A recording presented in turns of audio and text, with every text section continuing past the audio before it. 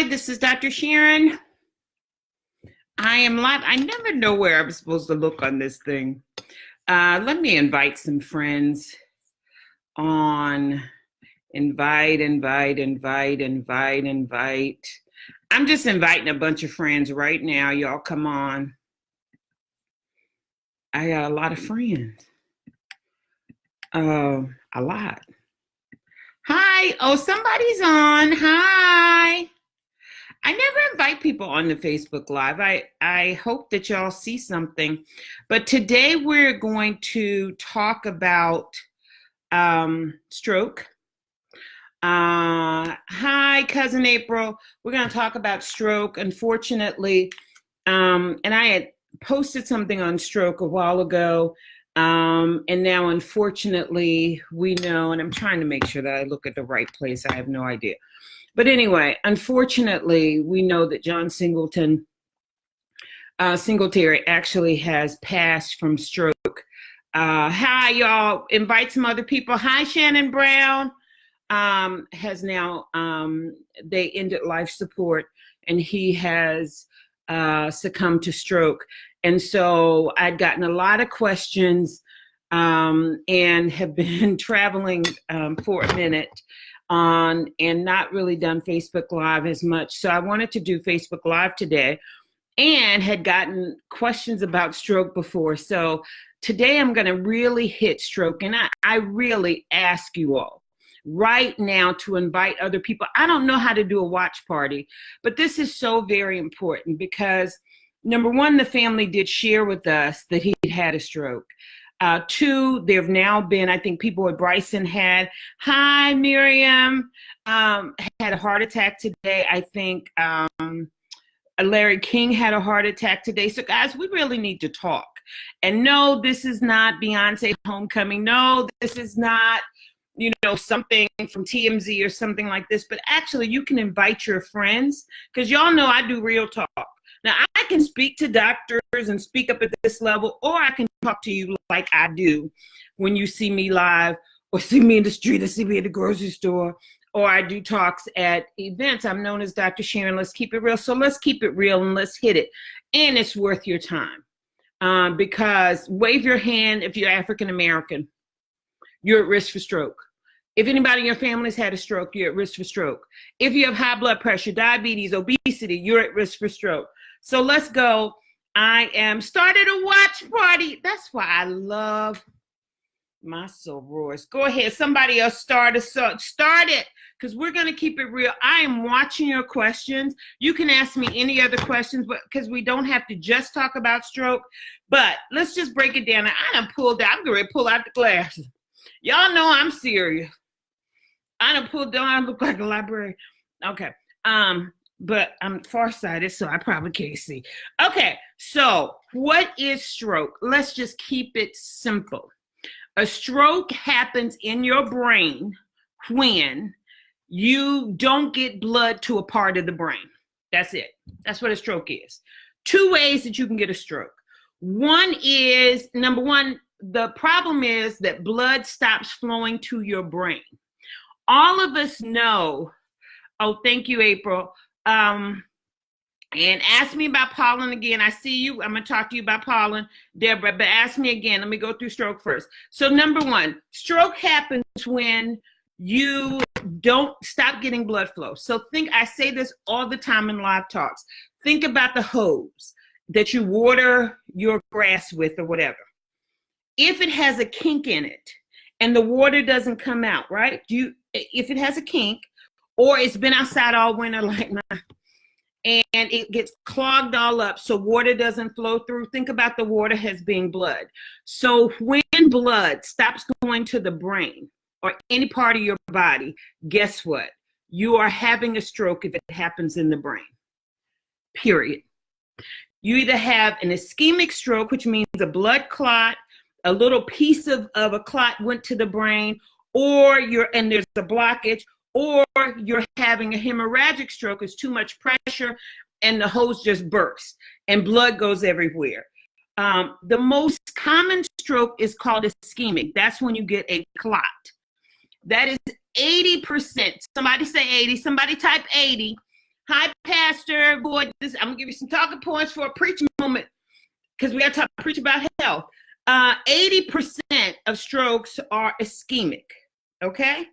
That's a blockage. Now, hemorrhagic is bleeding, and that's 20%. This is why it's important. A stroke happens every 40 seconds. Every 40 seconds. Somebody look at their clock right now and then just type 40 seconds over in a second, starting right now. Now, it is the 5th leading cause of death. And now every 4 minutes, somebody right now start timing 4 minutes. And then I'll read it and I'll tell you how short a period of time that is. Someone dies from a stroke. And the number one reason why people are disabled in the United States, it's not car accidents, it's not cancer, it's not dementia, it is stroke. That's the leading reason why people are in nursing homes, can't walk, and things like that. Now, I don't want to just talk about stroke. I want to talk about what we do about it. That's what I want to talk about. So this is, and it's the 5th leading cause of death. So I even have little notes because some points I want to make. Now, when we talk about subpopulations, I'm going to go through the risk factors, and you think in your head, what am I at risk for? What do I have? High blood pressure, high cholesterol, diabetes. If you drink too much alcohol, and that means women, we are supposed to drink no more than 1 drink a day. Hopefully only 2 to 3 a week if you do that, and I'm not even supporting that. A drink every once in a while is not going to hurt you, but if you please keep drinking to moderation, men 2 times because you have more body muscle and more mass, so no more than 2. Stress is a contributing risk factor for stroke. Not being physically active is a risk for stroke. Heart disease of any type is a risk factor for stroke. I'm looking, I thought my neighbor was coming over here. Okay, certain medications put you at risk for stroke, particularly hemorrhagic and a bleed, and obesity. That was 40 seconds. A stroke happens every 40 seconds. That's probably been well over 40 seconds. Okay, and then obesity is a risk factor for stroke. So smoking, I've said 11 dozen billion times. There is nothing good that comes from a cigarette. Nothing. And word-wise, those of you that smoke weed or cannabis or whatever, you are still putting toxins in your lungs. Now, what we're going to do in about 10 years, since now cannabis is legal, is the medical community is going to come out and say what the ill effects are, because you really couldn't say all of the ill effects because it really wasn't legal, and you're not supposed to be studying people when they're taking illegal drugs. But watch. But you are smoking and putting stuff into your lung. And anytime that you're putting and taking oxygenation away from your body, that oxygen comes from somewhere. All right? All right. So smoking, high blood cholesterol, diabetes, high blood pressure, alcohol, stress, decreased physical activity, obesity, some medications, and heart disease. Those are the risk factors. Now think about yourself. Do you have or have a family history of high blood pressure? I do. Do you have I don't have high blood pressure. Let's be clear. I have low blood pressure. But my father, my family, most of my family has, sorry, y'all, I'm putting y'all out on blast, sorry. But y'all know I do that. Most of my family has high blood pressure. They're from the South, you know. And why from the South? It's not geographic, it's actually food, which I'm going to talk about salt. 2, do you have high blood cholesterol? That's a risk factor. I don't have high cholesterol, I have low cholesterol, but my family does too. Diabetes, do you have diabetes or pre-diabetes? That's a risk factor. So right there, many of us have risk factors for stroke. And again, high blood pressure, if you drink too much, stress. I'm going to tell you, I'm going to just say this, I don't care. Living in America right now, during this time, as an African American, I got stopped by the police the other day. Because a pedestrian was in the crosswalk 3 lanes over, and they just happened to stop my car. I ain't seen a poor person, and he wasn't supposed to come across. But anyway, I got stopped by the police. I got a warning sign, a warning ticket. But that was stressful. I'm sorry. Has an African-American woman with a big plate tag on my car that says AKA physician, and driving my car, I still had stress. And one of my friends was talking to me and said, do not hang up the phone. Let me stay on the phone. And let me tell you, I love police officers. Police officers have helped me tremendously. I love police officers. Most police officers are the salt of the earth, and they give their lives for us. So let's not get it crooked. I believe that the majority of police officers are upstanding citizens that save our lives and put our lives on the line. We would not do what they do. I know I wouldn't, because you know you got some fools out here, right? Right. So for every one bad thing we see by a police cop, there are 100 and times that they put their life at risk. But even I was in my nice little Montgomery County. I really got a little anxious because number one, I was like, what you stopping me for? But number two, let me not go off because I don't want to be on the side of the road in handcuffs. So I do believe that stress, and I'm going to do a whole talk on post-traumatic stress disorder in African Americans in particular. I really do believe that we are living in a time that and let's not even talk about African American men. I'm sorry. Women we have it rough. Yes, we have sexism and all that, but I'm sorry. A brother in 2019 has it rough.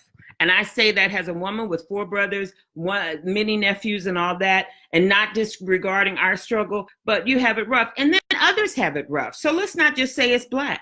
Women have it rough. We make less money. I don't care what color we are. We make less money. We have more social stresses. White men have it rough in many conditions and all that. But I'm talking about right now, risk factors for stroke. And it's important to know that African American men are twice as likely to have a stroke than white men. Now, white men that are on, you are at risk if you have any of these other risk factors that I talked about. But Black men, and unfortunately, my prayers do go out to everyone who has had a stroke, everyone who's had a family member that's lost a family member to stroke. But today, we know that our brother hi, Cousin Kim, our brother John Singletary has died from stroke. Hi, Pastor White. And so we have to talk about it, and this is an opportune time. Now, Black men are 60 times more likely to die from stroke. Let that sink in, and somebody type that for me. Hi, Onyx, type that for me. 60 times more likely to die from stroke, Black men. And twice as likely Troy, twice as likely to have a stroke. African American men are twice as likely to have a stroke as their white counterparts, but 60% more likely to die. And so please type that for me. One big risk factor I told you was, hi, Pastor Kevin. One big risk factor that I told you about was blood pressure. And so let's just not talk about the problem. Let's talk about what we're going to do. So I don't know, and I've talked about this around the country, and most of y'all get mad at me because y'all think because your blood pressure is 125/85 that y'all doing good. The new guidelines for blood pressure for the last 2 years are normal is less than 120/80. I've said that. Hi, Patrice Mark. I've said that over and over and over again in talks. Less than 120/80. That is what your blood pressure is supposed to be. I took my blood pressure right before coming on live just so that I can be transparent, right? So my blood pressure typically runs lower. It always has. But my blood pressure right now is 115/73. And that is normal for me. For some people, that would be low. And you know if your blood pressure is too low, if you get dizzy and that stuff. But less than 120/80 is normal. It is elevated if it's 120 to 129 over less than 80. Got me? So if your blood pressure is 121/81, it is elevated. Got me? Okay. Some of y'all gonna be mad because I've been in talks and people have challenged me on that. And I said, well, don't ask me. Just go to American College of Physicians, American Heart Association, the latest data. And there is no gimmick to get you on blood pressure pill. There's no gimmick. And I'm going to talk about the ones that are, I had a question about the blood pressure pills that have been recalled. So high blood pressure, stage 1. Somebody say stage 1. I don't see y'all typing and helping me over here. Thank you, Patrice.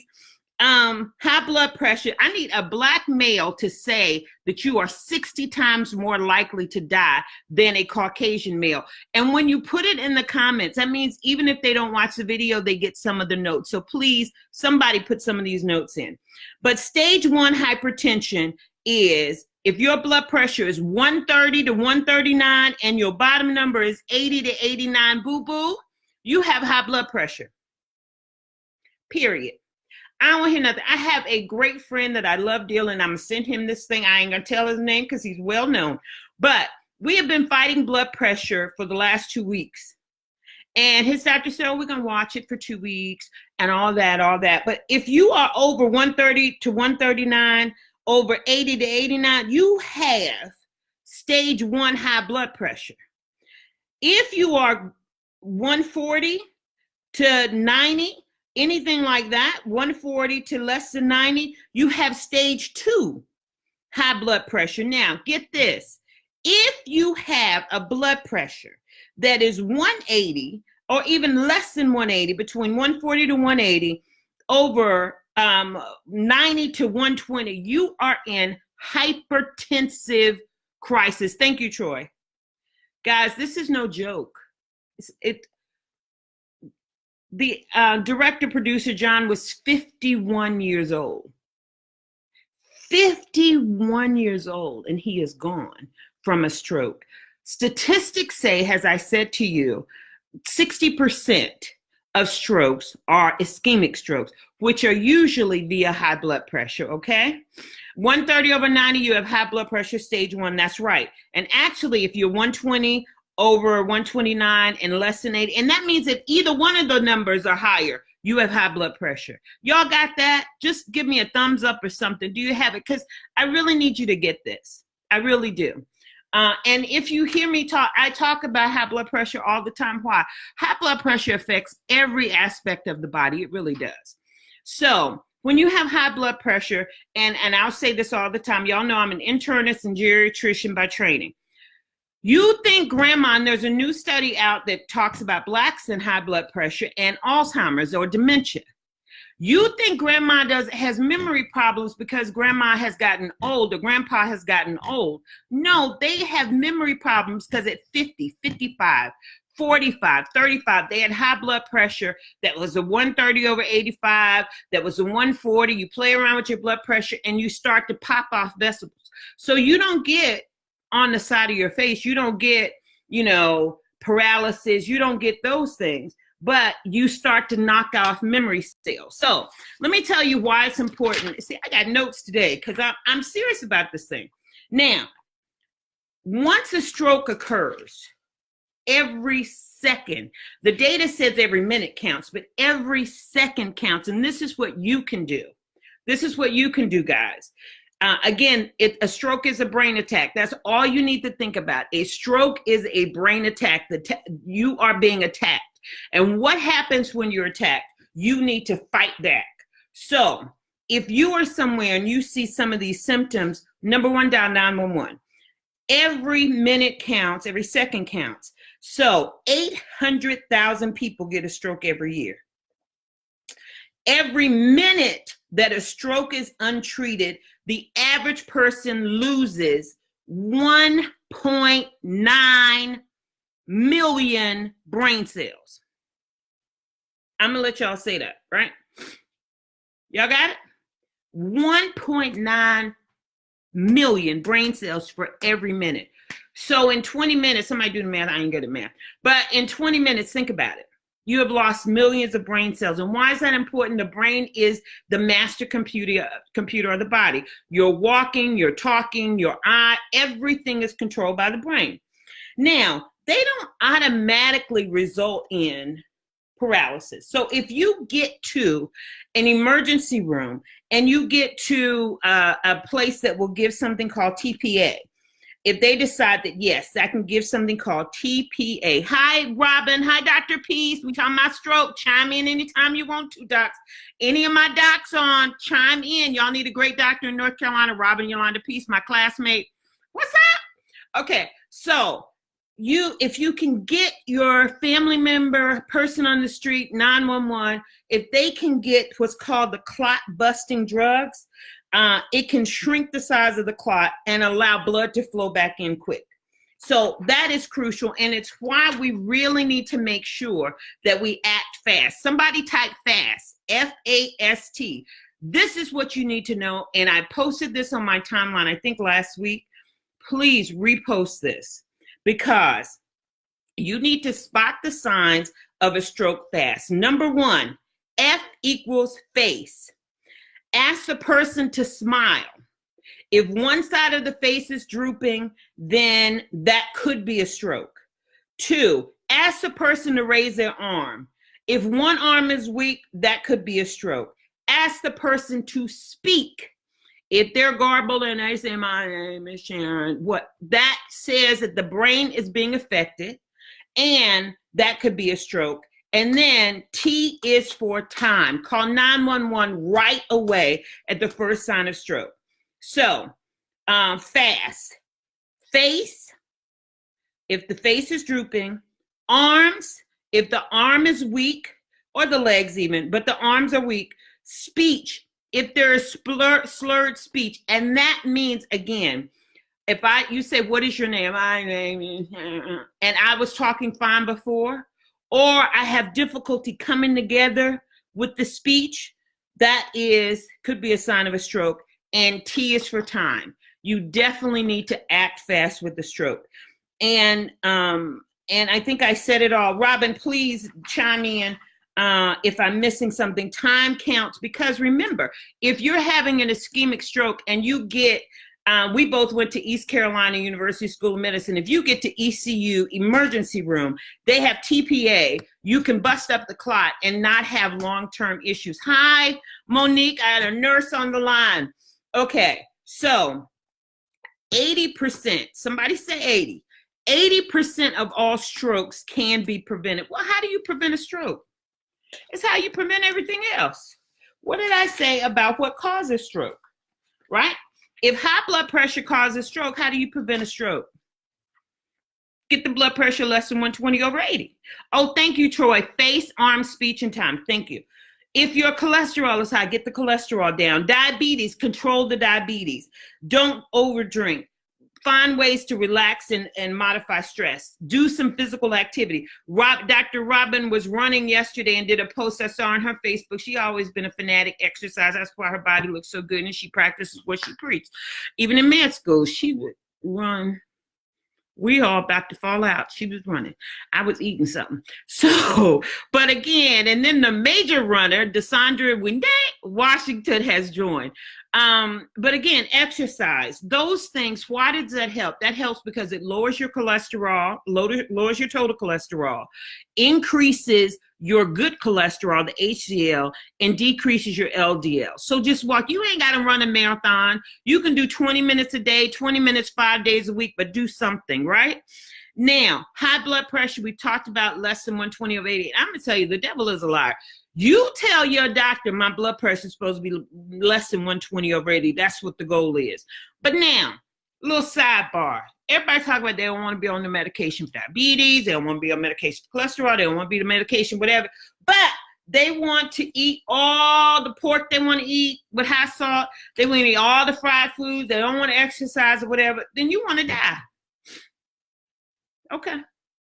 Pat a wheel. Make sure you got some money to bury yourself. You want to die.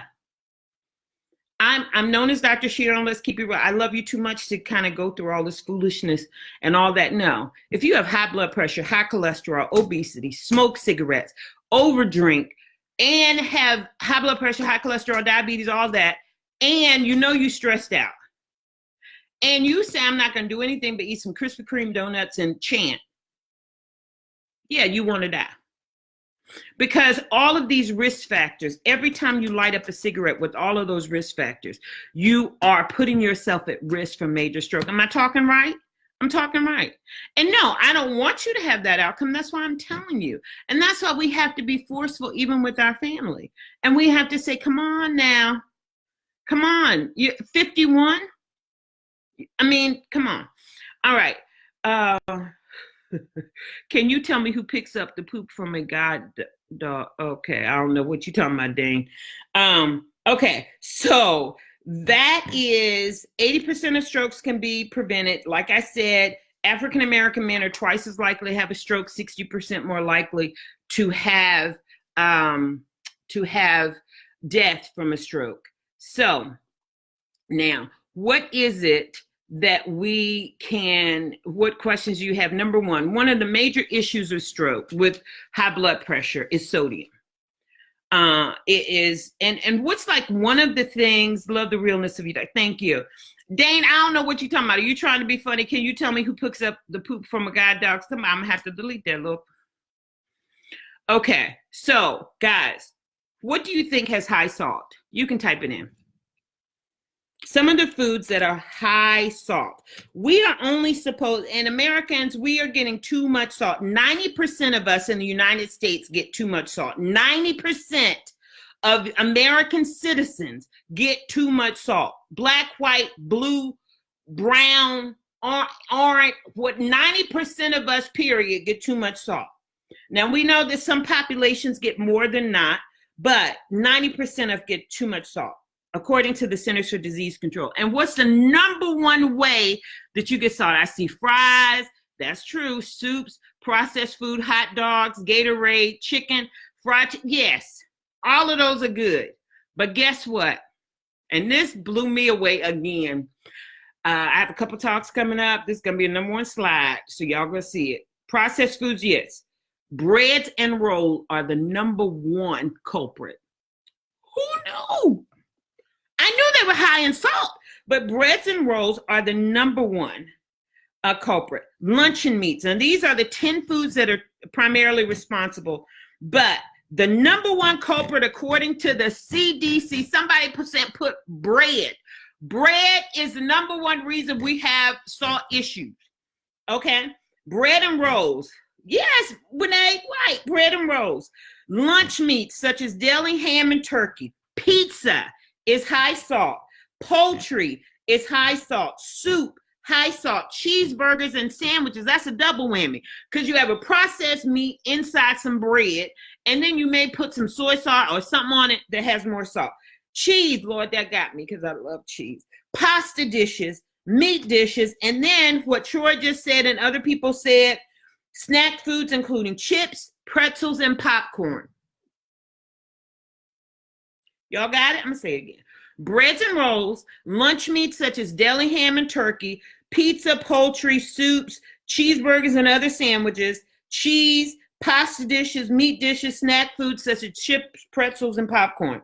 Now, that the average person gets 3,300 milligrams of sodium per day, not counting what you may add at the table. Now, but we're supposed to get 2,300 milligrams. So we're getting about 1,000 milligrams too much. I think that's about 2 tablespoons. Somebody help me. I'm gonna answer that. Timothy said, what do you use to replace? I'm gonna answer that. But we actually, if you are African American or you have high blood pressure or 51 or older, you actually are not even supposed to have 2,300. You're supposed to have 1,500 milligrams of salt. That means you don't put no salt in your house anyway, right? So now you ask, what do you replace it with? Number one, when you cook, you control your food better. Your food actually tastes good, tastes better. I believe that for myself. But when you cook, you actually can control yourself better, right? So Old Bay in the house, what's the number one ingredient in Old Bay? Salt. Onion salt, garlic salt. So you say, I don't really use salt. No, you're using salt. So now, Timothy, kosher salt or sea salt is actually better for you to use. So that's the only kind of salt I have in my house, because let's be real, I cook.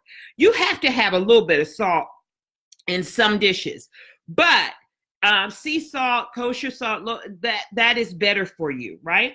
So now, fresh herbs and spices, basil, thyme, all of those dried herbs or fresh herbs and spices, those help because they don't have salt. And actually sounds like Tisha says we need a plant-based diet. That's actually true. There should be more plants and fruits and vegetables on your plate than there are meats, processed foods, and all that. I don't care about, I mean, somebody may get upset. I don't really care.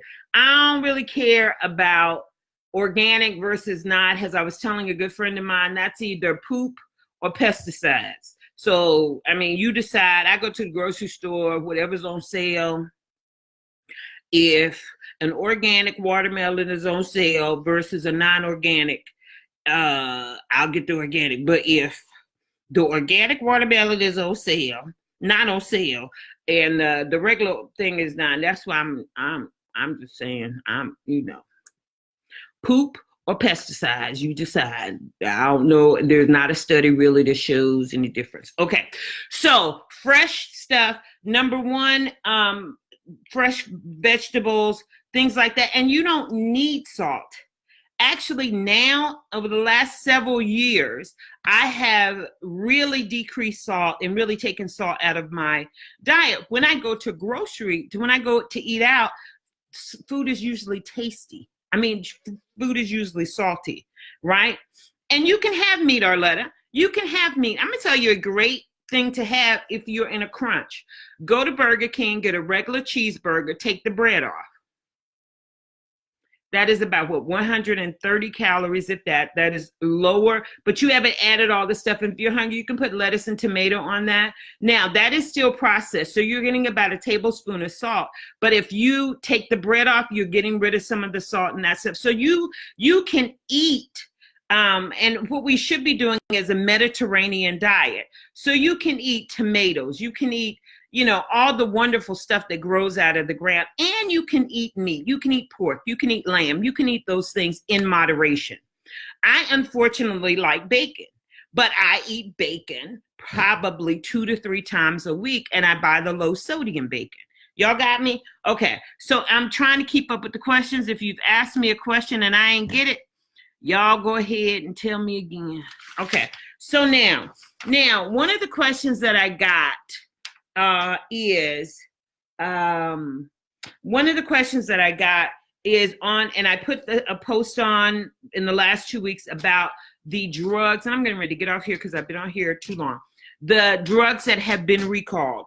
I'm going to go through them. They are typically what's called the ARBs. They are a type of blood pressure medication. This is what I tell you. Call your doctor. Call your doctor. Not even your doctor, call the pharmacist and say, are any of the lots that are mine? Because actually, if your lot was recalled, they are supposed to call you, but you check yourself. Valsartan, losartan, irbesartan, azilosartan, olmesartan, eprosartan, candesartan, and tamilisartan. I just said that so y'all know I am a doctor. I'm an MD, so I can say those words. TAN, if your blood pressure medication ends in TAN, let's just keep it real. TAN. If it ends in TAN, call the pharmacist and see, has my stuff been recalled? They say that none of the lots have really been recalled in the United States, but just check it, okay? Call your pharmacist. That's right. Dr. P said, don't be calling my office because I got to go in the back and look it up myself. Call your pharmacist. That is the expert on drugs. Now, let me tell you what not to do with your crazy self. You on something called Norvasc, or you on something called labetalol, and be like, oh no, they said on the news that some drugs have been recalled. I'm not taking my labetalol because drugs have been recalled and they just horrible and whatever, and let me go have a piece of barbecue right now and smoke a cigarette because, drugs are bad for you. Well, okay, just make sure your insurance policy caught up so we can bury you. Right? Because you got high blood pressure, high cholesterol, diabetes, and you smoking and drinking and eating and you overweight. And then you want to try to be puritanistic talking about, I'm not going to take a blood pressure pill, but you're not going to do anything else to lower your blood pressure. I know some doctors going to get an amen on that. Right? You do all this talk and then you're not going to walk 5 seconds. Be driving around the parking lot for 20 minutes to look for a parking space when you could walk 10 feet, 5 feet, right? Okay, sorry, I do keep it real. Okay, so now, I told you about the new blood pressure guidelines. Somebody asked me about pollen, and I talked about simple ways to lower blood pressure. Take a walk, guys. Please do 10 minutes. Take a walk. If you still smoke, stop smoking. And there are ways that your physician can help you with smoking and stopping to smoke. So please, I know that it's an addiction, and I don't get all holy and puritanistic, because I'm going to tell you, I like chocolate. Chocolate can be an addiction, right? I own my addictions. I gave up chocolate for Lent. I was so happy when Lent was over. I was like, yes, Jesus, I know you did something for me. For the first time in my life, I did not have chocolate for the entire time of Lent. It's the longest I've ever been without chocolate. But everything in moderation, okay? If you want to eat out, don't eat lunch out every day. Don't. You're going to have to cook. Plus, you'll save some money. Okay? you're going to save some money. I'm serious. Cook, right? Okay. So, other things that you all asked me about, you took me in with this statement. Okay. Wake up real talk. Okay. Y'all asked me about pollen. Number one, pollen counts are killing. I would say again, my good beloved friend who don't believe nothing I say, talk to him every morning. One of my brother friends, and he was like sniffling every morning. I said, oh, you got allergies. I don't have allergies. I grew out of that. I said, every day I've talked to you for the last couple of weeks, 2 weeks at least, you've been sniffling and sneezing. You got allergies. I do not. I don't have allergies. I grew out of it. I'm telling you, I grew. Last week, I ain't gonna say today, because again, he has a public profile. He just was missing in action because his butt was home with horrible allergies, calling me with a deep breath, deep voice. I'm like, oh, I feel horrible. I said, why you feel horrible? I got allergies. I said, Negro, I didn't. Oh, I'm sorry. I'm not supposed to say that. I'm so well. My mama said it, so I'm sorry. I said, African American. You have allergies. And don't nobody email me talking about I've been politically incorrect. Okay. So you got allergies. So how do you decrease your allergic symptoms? Number one, if you have children, you may want to get allergy testing. But number two, when it's high pollen counts, you should be checking, just like you check the weather, check the pollen counts every day. You can take the over-the-counter things, Zyrtec, Claritin, whatever works for you. There are some natural things that you can do. I do not recommend Netapati at all. The best way to prevent horrible allergy seasons and things like that is to avoid the allergens as much as possible. So if you have a garage, park your car in the garage so it doesn't get all over your car. If you don't, rinse your car down. And then, there are some nasal sprays that will help the symptoms. I don't necessarily, there are some people in my neighborhood who walk with a mask on. Yeah. They walk around with a mask, and I live in a nice little neighborhood, but they look like, I get a little scared when I see that, because I'm like, what you hiding, boo?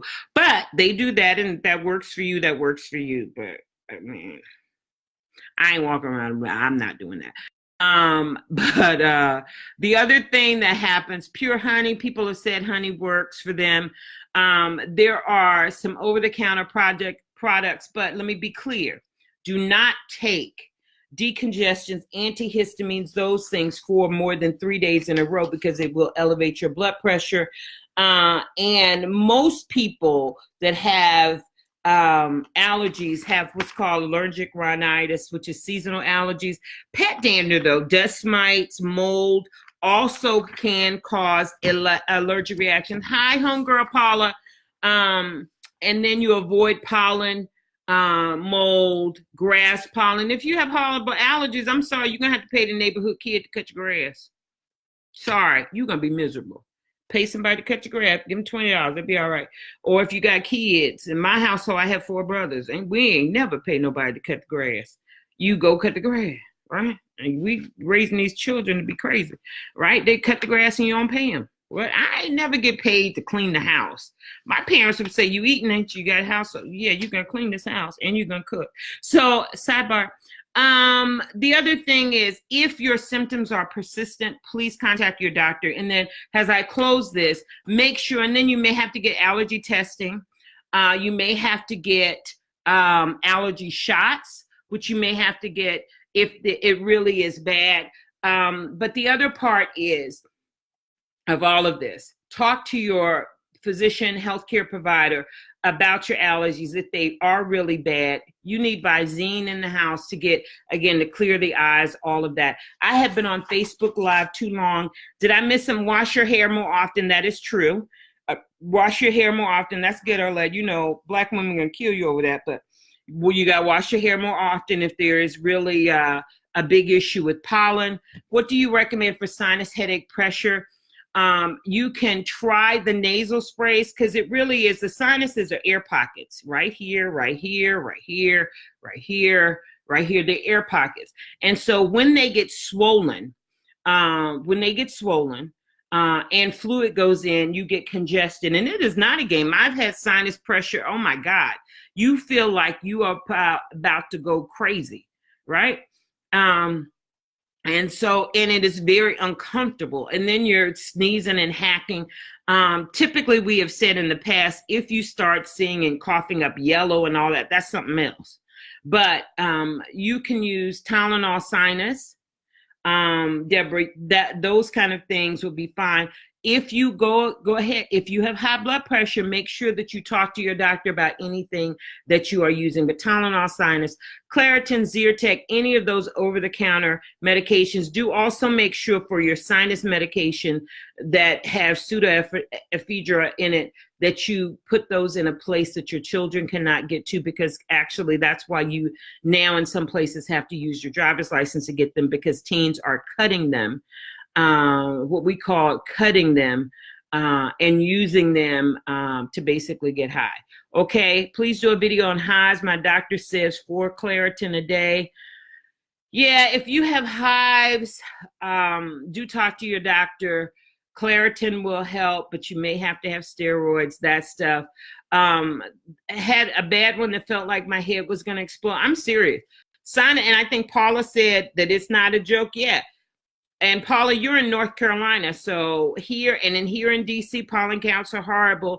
Deborah, I don't know where you're at, but yes, the headaches and all of that can be ridiculous. But again, keep your windows up. You unfortunately have to avoid as much as possible outdoors and a lot of outdoor activities. But again, some of the over-counter medications will work.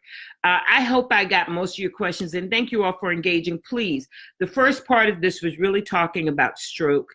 I really, and I did want, people with Bryson had a heart attack today. So did Larry King. And so I really, South Carolina, high pollen counts, Debbie. I really want, oh, Lord. Clinton, Maryland, we in trouble, Deborah, with pollen counts in Maryland. But I really want to make sure that we know our risk factors for heart disease. The reason why most people will leave this earth is a heart attack, men, women, period. Stroke, we've talked about 800,000 a year. Every 40 seconds, someone has a stroke. Every 4 minutes, someone dies from a stroke. And then finally, I want to end on this, because his family came out and said they were ending life support. Thank you. I need to come back and visit Mount Eden. Thank you, Deborah Morgan. I love Mount Eden. But let me, and I watch y'all during Lent. But let me just tell you this, please. And I have a new book coming out shortly, and it says you make the decision. When we talk about the family, now it's in the news media that his family was having some difficulties with making decisions, who's going to be the guardianship, whatever. I don't care if you're 22. I don't care if you're 42. I don't care if you're 82. Please talk to your family and tell them, if this happens to me, and if I'm on life support, I really don't want to be, if it looks like there's no way out and the doctors say it's no way, just go ahead and tell your family and put it in writing, do a living will, or just write down on a piece of paper and sign it, that I do not want my life to be prolonged for a long period of time for if I have to be on life support. Right? Because the guilt associated. I trained in Baltimore, and I mean, the cousins were out in the hall throwing blows one time in the ICU. Mama in there basically gone. We were keeping her alive. They were throwing blows. I'm serious. We had to call the police. And you know, I'm just as crazy now as I ever was. So I went out, I said, y'all ain't gonna embarrass me like that. I'm the only black resident here. What? No, mama is gone. That twitching on her hand is nothing but a neurological reaction. She has no brain activity. She is already with Jesus. She just here now till y'all turned it off. Right now, we're going to let y'all do it. But please, if you have that conversation, you don't have so much turmoil. Or if your family works cohesively, right? But in this situation, people have different beliefs, whatever. But I want my nieces, my family to know, whoever my brothers to know, if they tell you it ain't looking good, has my father said to me, and this is very personal, but it's going to be in my book. My daddy said they gave Jesus 3 days. Don't do it too quick. But he said they gave, my father, he was a comedian, but he was like, no. And that was the real conversation we had. So I knew after 3 days, okay, let's get the family ready. And what are we doing? And are we ready to now take him off life support, which basically life support means we're breathing for you, we're keeping your heart up. And I say for women and men of faith, which I'm a woman of faith, God can heal you at any time. Let's be clear. Because I have a long story that I've shared about taking people off life support and they wake up. Now that's Jesus. Because I was like, oh, let's shout, because this right here is not supposed to. So that can happen. But if I end it and you get up, then yes, that's a miracle. Otherwise, you're already gone. But do have that conversation about what you want your end of life to be. That really is important. And you will save your family so much grief. Because it's easier to say, mama said, that if it looked like I wasn't going to make it and the doctor said I wasn't going to make it, that I don't want to be kept alive, versus I think she would have wanted whatever. So if you don't take anything else from that, please do that for yourself today. Even if you just write it out and begin thinking about your end of life decisions. Okay. All right, I am so sorry that this lasted much longer than I wanted it to. I hope y'all learned something. I hope you share it on your page. Stroke is a killer. Heart disease is a killer. But guess what? We can have life. And if you want to live, I'm going to do all I can to keep it kicking. So literally, I'm going to go change clothes and go work out and lift weights this evening. And make sure, decrease your salt, increase your physical activity, decrease your blood pressure, your cholesterol, do not smoke, and don't overdrink. Those are ways that we can decrease our risk for stroke. And then tell somebody. It's wonderful that you all joined me today. I get a lot of views. I have a YouTube channel. Actually, all of my Facebook lives end up on YouTube. Y'all need to subscribe. But you can also always see these and look at them. And I know this is longer than usual, but given the news today, I think that we really needed to talk about stroke. I hope this helps somebody. I hope y'all enjoy. I saw an eagle come up on North Carolina Central. I saw an eagle come up. So thank you all for joining me, and thank you even more. It's one thing for you to get the information.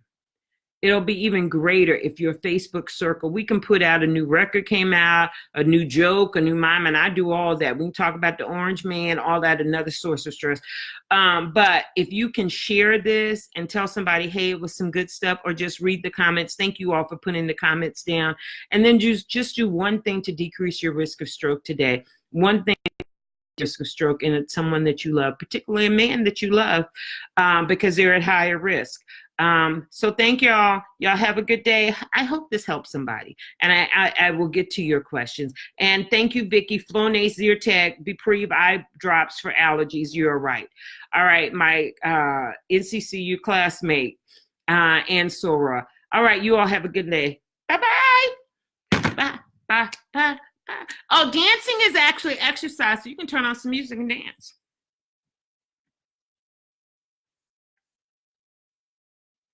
If you end the video, you'll be able to choose if you want to end.